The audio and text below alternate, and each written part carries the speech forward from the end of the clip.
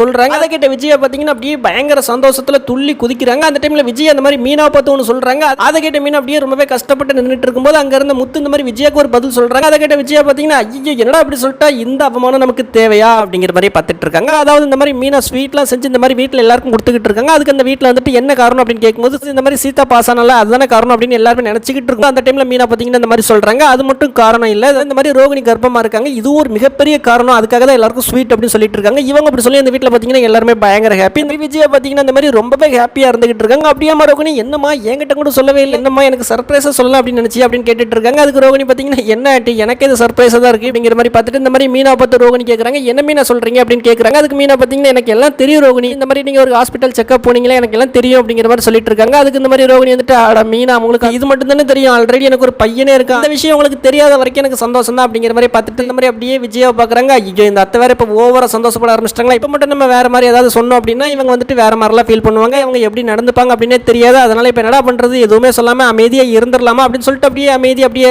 சரி ஆண்டி அப்படின்னு சொல்லிட்டு இந்த மாதிரி ரூம்குள்ள போயிடுறாங்க. அதுக்கப்புறமா இந்த மாதிரி விஜயா மீனா பார்த்து சொல்றாங்க, ஏ மீனா இனிமேல் ரோகிணி நீ பத்திரமா பார்த்துக்கணும், அவளுக்கு தேவையான எல்லாத்தையும் அப்படியே பார்த்து செஞ்சு கொடுக்குறேன், உனக்கு அதுதான் வேலை அப்படிங்கிற மாதிரி சொல்லிட்டு இருக்காங்க. அதுக்கு மீனா பார்த்தீங்கன்னா அத்தை நீங்க இதெல்லாம் என்ன சொல்லணும் அப்படின்னு அவசியமே கிடையாது, நான் அவங்களை என்னோட கூட பிறந்தவங்க மாதிரி தான் பார்க்குறேன், அவங்களுக்கு என்ன செய்யணுமோ அது எனக்கு செய்ய தெரியும் அப்படிங்கிற மாதிரி சொல்லிடுறாங்க. அதுக்கு அங்க இருந்து மட்டும் இந்த மாதிரி அவங்க அம்மா பார்த்து அம்மா நீங்க உங்களை மாதிரியே எல்லாரும் நினைச்சுக்கிறீங்க, ஆனா மீனா அப்படி கிடையாது, பாத்தீங்களா அந்த பார்லர் அம்மா கர்ப்பமானது அந்த பார்லர் அம்மா விட மீனாக்கு தான் அதிகமான சந்தோஷம். ஸோ அதனால பார்லர் அம்மாக்கு என்ன வேணுமோ அதை வந்துட்டு மீனா கண்டிப்பா செஞ்சு கொடுக்க தான் செய்வா. ஆனா நீங்க வந்துட்டு இப்படி வாயிலே வட சொல்றாதீங்க, அப்படி பார்லர் அம்மா மேல உங்களுக்கு அவ்வளவு பாசம் இருந்துச்சு அப்படின்னா மீனா கூட சேர்ந்து நீங்களும் பார்லர் அம்மாக்கு ஹெல்ப் பண்ண வேண்டியதுனா வேணுங்கிறதெல்லாம் செஞ்சு கொடுக்க வேண்டியதுனா அப்படின்னு சொல்றாங்க. அதை கேட்டு வச்சு என்னடா நம்மள வேலை பார்க்க சொல்றான், நம்ம இவளை வேலை வாங்கினா இவன் நம்மள வேலை வாங்குறான் அப்படிங்கிற மாதிரியே பாக்குறாங்க.